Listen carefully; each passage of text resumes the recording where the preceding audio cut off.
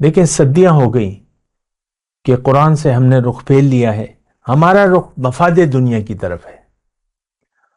ہم دنیا کے طلبگار ہیں،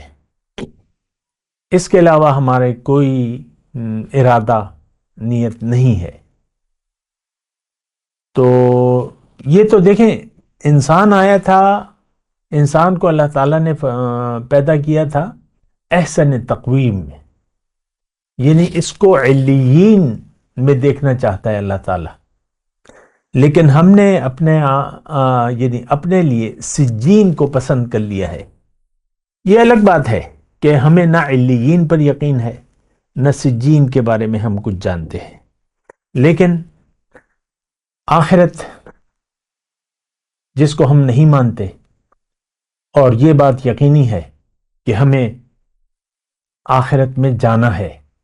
ایک دن ایسا ہوگا کہ ہم رب کے حضور کھڑے کیے جائیں گے، وَيَوْمَ نَحْشُرُهُمْ جَمِيعًا، سب کے سب، لیکن اس دن ہمارے چہرے کالے ہوں گے۔ دیکھیں، یہ میں اطمینان سے کہہ رہا ہوں، آسان الفاظ میں کہہ رہا ہوں اس بات کو، یعنی جن لوگوں نے اللہ کی نافرمانی میں زندگی گزار دی، جن لوگوں نے اپنی خواہشات نفس کو یعنی من چاہی زندگی گزاری، آسان الفاظ کہہ رہا ہوں، جو من چاہی زندگی گزار رہے ہیں اور دنیا ان کا مدعا ہے، ان پر ان سے کسی قسم کی رعایت نہیں ہوگی۔ یہ منافق لوگ ہیں، اور اللہ تعالیٰ نے واضح طور پہ فرمایا ہے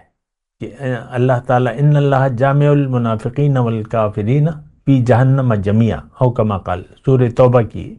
میں یہ ایسا مضمون آیا ہے کہ اللہ تعالیٰ کافروں اور منافقوں کو جہنم میں ایک ساتھ جمع کرے گا، اور ہم جیسے جو منافق ہیں جنہوں نے آخرت کے بدلے